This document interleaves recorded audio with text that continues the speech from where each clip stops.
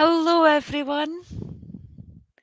We're Hi, both here and we're so excited tonight. My name is Erin McCluskey. This is my sign name. and I'm Keren Mingley. And this is my sign name.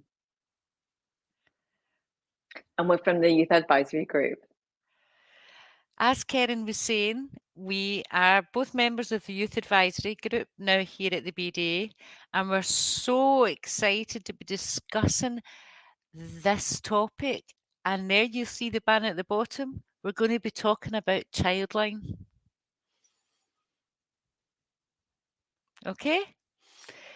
So you've seen the tagline at the bottom, and now I'm so excited to put a face to this volunteer. Yeah, we have one guest tonight who is Helen Robertson. Join us, Helen. Hi, Helen.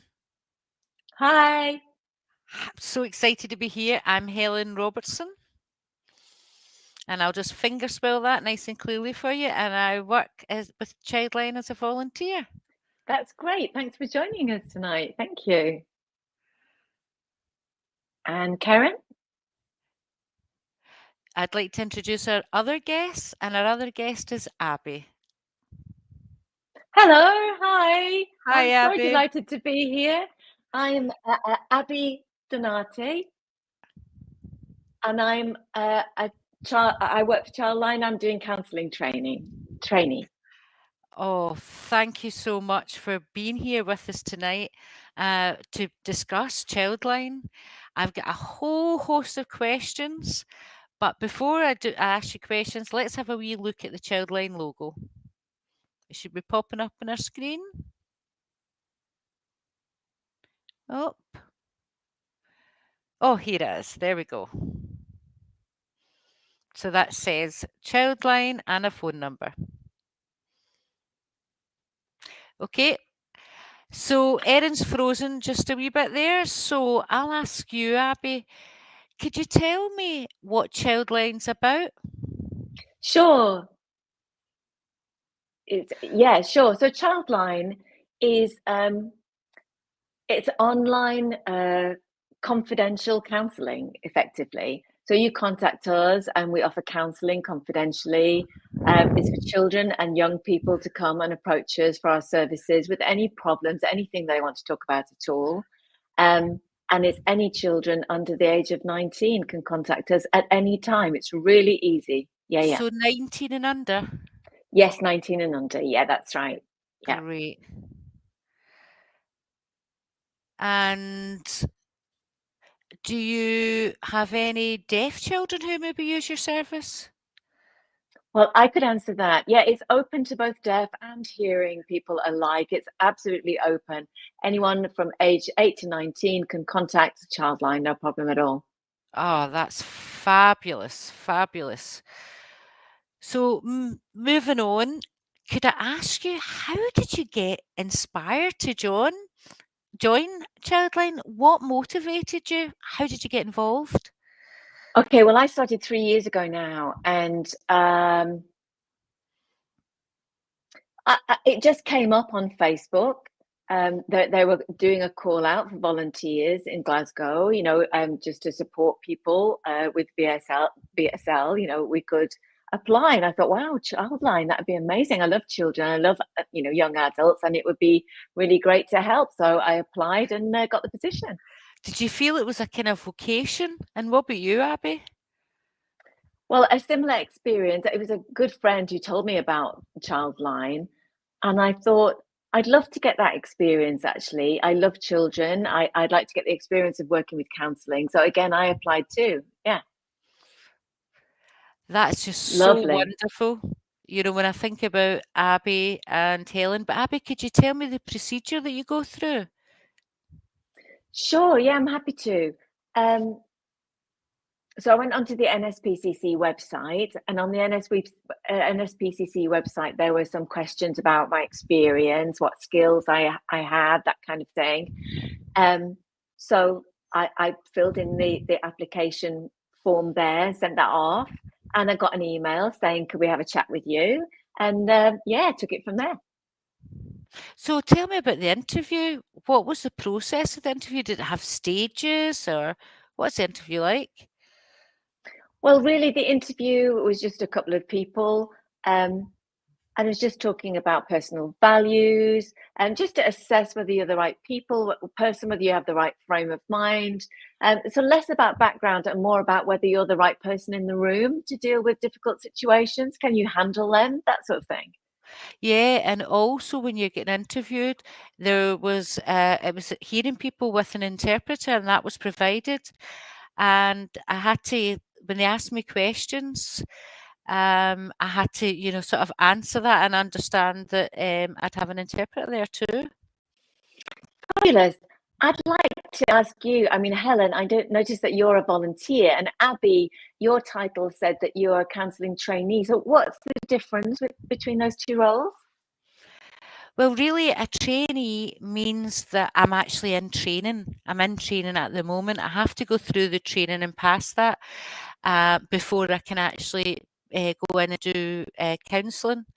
So once I pass my qualification, then I'll become a volunteer. Oh, that's clear. Thank you. Thanks for that. So could I ask you, when you first got involved with Childline, how long ago was it again? Me, oh, about 3 years ago. About 3 years ago. And Abbie? Oh, so just recently for you, Abbie? Yeah, just October. Yeah, I'm quite new. So can I take you back when you both were actually in the application process at Childline? What was the kind of specific skills you were looking for? Or is there other skills or general skills, or, for maybe our viewers at home, maybe thinking that's something they'd be interested in? Can anyone apply, or is there something particular you need? Well, really, I'd say, yeah, anyone can apply. I think you've just got to be open-minded, not judgmental. You've got to be able to empathize with people, be sensitive to that. And it's also useful to have really good communication skills. So that's a really useful tool, I'd say. That's kind of quite important. It's good to be able to know how to use computers as well. And that's about it, really. Yeah, and I could just agree with Helen. Empathy is so important, and having that non-judgmental, open mind, you get rewarded. Lovely. I think we've got more questions for you, haven't we, Keren? Yep. Can you tell me, is there an age limit or for applying? I think you've got to be 16 is the minimum age. So any age over 16, anything from there onwards. So where obviously you've applied to Childline, went through the application process, did your training, and then became a volunteer. How long does that take? Or could you even explain a wee bit more about your journey that's got you here? Sure. Well, first I went for the interview and they gave me a sort of pack explaining about the process. Um, and then they said, the process will take a couple of weeks.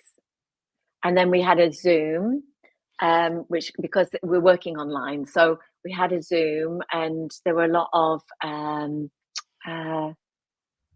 we talked a lot about counselling skills, how to empathize, how to be open-minded, open questions, not closed questions. Oh, could you explain what that means? Yeah, so an open question is like you'd ask, well, for example, how do you feel about passing your exams? And a closed question would be, have you passed your exams? Something like that.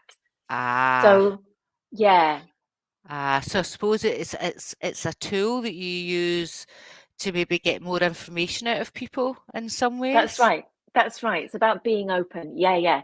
And then we do different modules, so the different modules that you can do in your training. So like safeguarding and safe practices. And then there's you have a final sort of assessment, which is a meeting with someone who explains to you, about volunteering. So I should say that also you get mentored. So you have a first mentor and then a second mentor. So someone comes and sits with you and supports you, and you're doing your first you know your sessions, and they might say, okay, you need to maybe empathize with this part, and you need to uh, yeah, maybe empathize a bit more here. And so that really helped a lot, I think. Yeah, and it So was 12 lovely. weeks it took in Yeah, 12 total? weeks, 12 weeks. Yeah, altogether. Yeah, yeah, yeah.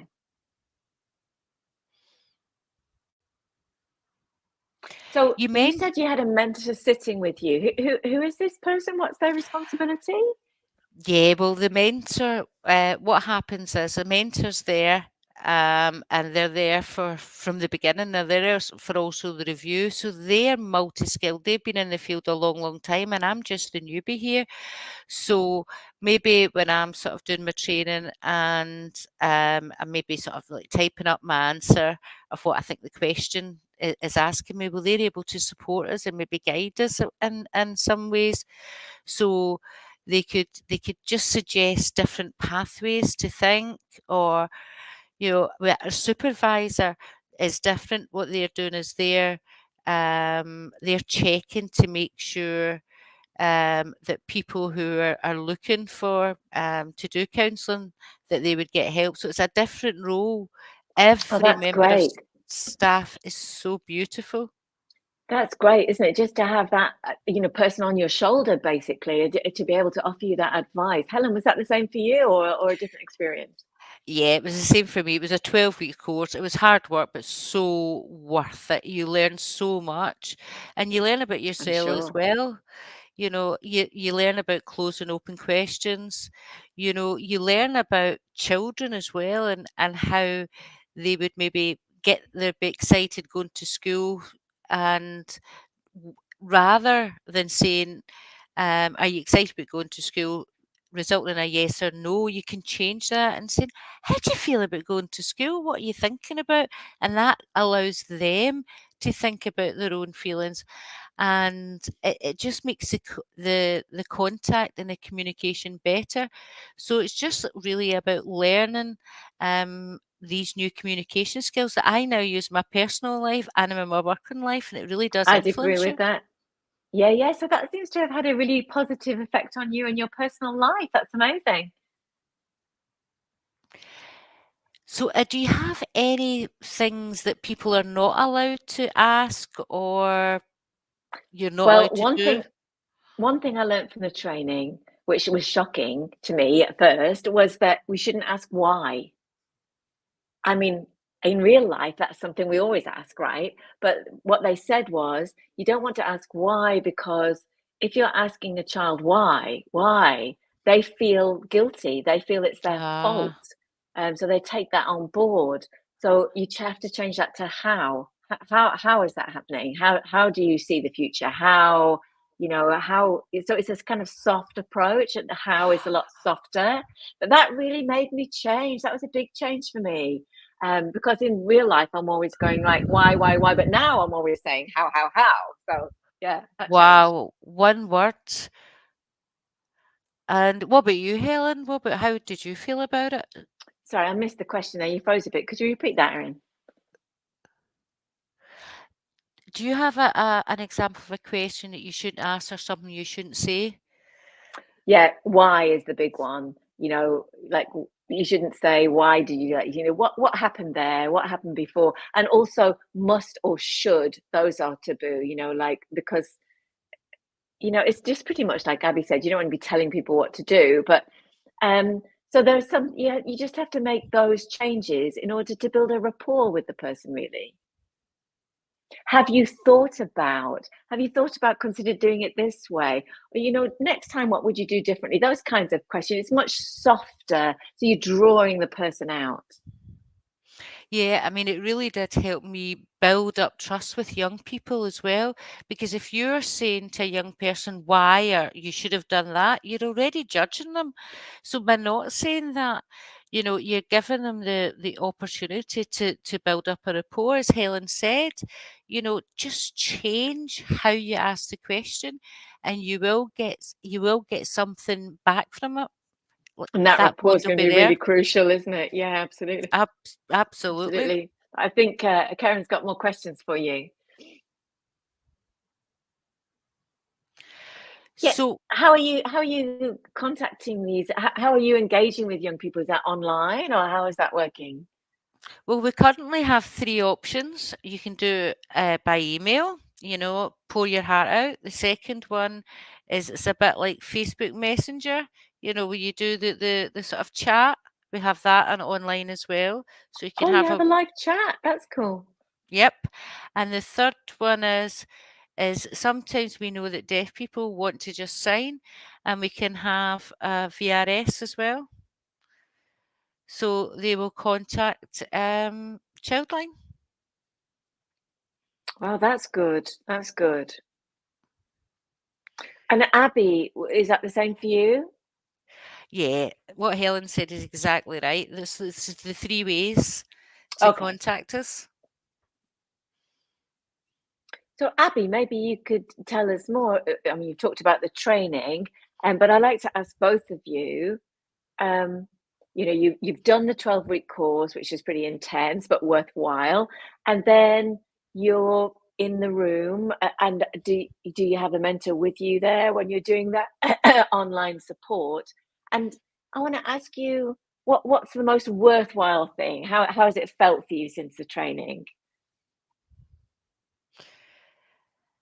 Well, when you arrive in the building, you don't go straight into the room. There's another wee side room where you can just relax, and maybe you'll take there's maybe 5 or 6 volunteers on shift at that time, and the supervisor will pop in, check everyone's okay, have a wee chat, a wee catch up, just checking things that everybody's doing well. And if anybody doesn't look great, they'll maybe ask them how they feel. Maybe they've had a argument with their husband at home, and we just ask to make sure they feel confident enough to go in, because obviously, um, your emotional state can influence how you react to someone. So once everybody's all been checked and everybody's feeling great, we go into the room. We all have our own computer station, and obviously, I have an interpreter with me.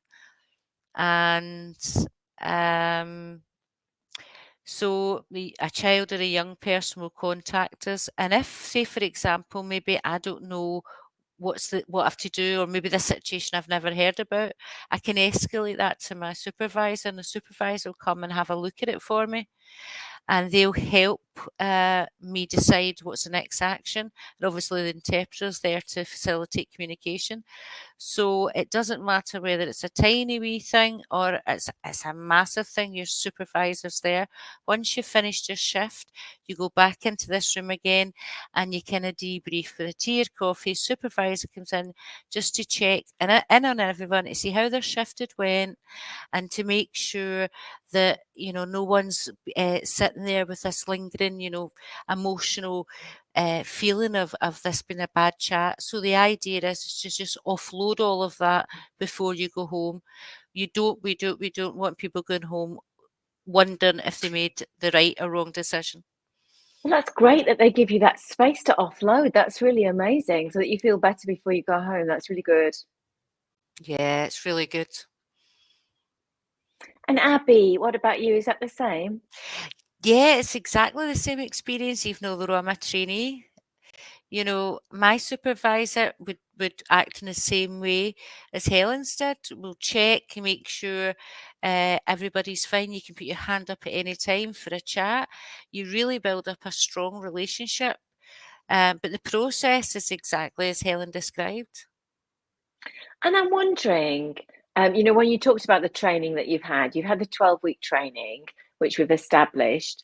But then if something comes up that you know, yeah, have you had any sort of good experiences? What's been good for you? Well, it was my first shift ever, and that was just recently. And there I was at my workstation, and I'm sort of going through all the processes, and then I can see that the person was just saying, "Thank you so much for talking to me, for listening to me." And I was absolutely overwhelmed. The impact was huge. All I did was talk, and I made a difference. And I felt that was very, very emotional. It just really, I mean, it was just such a small thing, and it made a Yep. massive difference. Just important to be there, isn't it, for children, so that they've got somewhere to talk to, someone to offload to. It's really important that you're there. How about you, Helen? Similar thing for you? Yeah, I can remember one of the shifts and a client had contacted just to say thank you. I feel much better. And that's it. That's all you want to hear, that someone's feeling better. That's great. That's lovely. So the course could be about anything, though, any subject at all, or yeah, what kind of thing are you dealing with? Well, some people think Childline is to do with certain things, but it's not. It's to do with good things as well as things that are not so good as well. It could be people that maybe have issues with eating. It could be anything at all. It could be a question and they're just looking for an answer, and that happens too. So Childline's open to all children to ask about Yeah, anything. there's a lot of questions usually, yeah. What's the process if, you get a call that's really is quite emotional and then you're all excited again? So in the future, do you think that the relationship with children via Childline and maybe our sort of our education as deaf people, our young deaf people, that will start to look within ourselves, you know, maybe the empathy and other training that's going to benefit you as an individual? For me, the training's really benefited me because I've become more empathetic. I can understand people much more when I'm communicating with them. And it's helped me definitely be more open minded with people around me. I think I used to be much more into myself and I would listen to people's problems, but I would kind of keep it in. Do you know what I mean? So I just kind of keep that to myself. But now, as Helen said, when you go off shift and you go into that little room and everyone talks about stuff and everyone offloads, that's really helped me to become more expressive in my own personal life. So that's been a change for me. And the training, yeah, I think it's been life changing. Honestly, it's taught me so many skills. It's taught me loads of things that I'm really going to take forward in my own life. And you, Helen? What about yourself? Yeah, I have to say the word that springs to mind is empathetic, and I think people kind of go, what does it mean? I used to think it meant when someone's like told me their problem, I'd say, oh, same here, same with me, and then I'd tell them my problem. But it's not that. It's about focusing on them, um, and not focusing on me. So empathy is like if you're sitting in as if you were sitting in the chair next to them, as if you're walking in their shoes with them, and that was really impactful for me. I was like, oh, when I'm talking to my friends, I've been doing this. Oh, same. I've got the same experience thing. And that is actually focusing back on me through them instead of listening just to them. Do you know what I mean? I learned that. Yeah, and also I learned a lot of the sort of the skills that come with the counselling that I'm using at college as well. And it helps that with you focusing in, and at college, that's what you're supposed to do, focus in your subject. So the skills are transferable too. Great. Karen, you've got another question.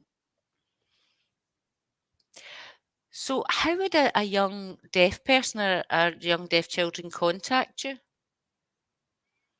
Well, there's a woman called Alana, who is really looking now for volunteers, deaf volunteers to come on board. So Alana Hood is the contact you need, and that's her contact details coming up on screen now. Fantastic. So if anybody out there is interested, that's the person you have to contact. Now, I was thinking that we've discussed lots of different things, but now that you're sort of if you're a volunteer and you've got some support mechanisms there, but do you have anything else within the website? Yeah, Deaf Zone has a specific feature, a link to Childline for deaf people. Let's have a wee look at that so people at home can recognise it.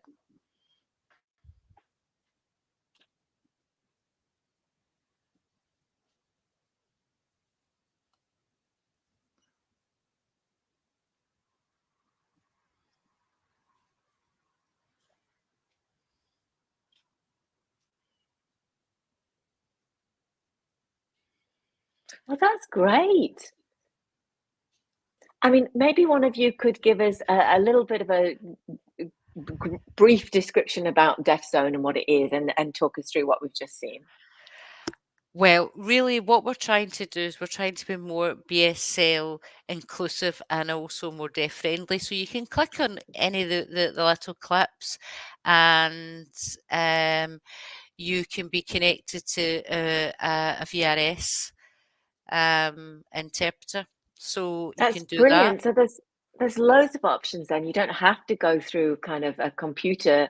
You could go via telephone or kind of relay chat. You could go via VRS. So many options. That's brilliant. That's great. Lovely. Absolutely. There's loads. Great. And I think that's the end of all my questions. I think I've asked you everything that I had prepared about Childline. So is there anything that you would like to say for young deaf people about what Childline is, or about young deaf people volunteering for Childline, or anything more like that? Well, for me, the call out is we need more deaf volunteers. Please come, please join Childline. You will feel the value. Yeah, and I'd agree with that. And just say that it's really worthwhile, honestly. It's a fantastic, amazing experience. So please come join us, jump on board. We need more deaf volunteers. Come and join us. Oh, that's perfect. Well, we've just came to the end of our time. It's been great to be able to ask you all of these questions, and I'm really hoping that our viewers at home will apply. I So hope so too. finally, Thank finally, you. Thank thank you. you. Thank you.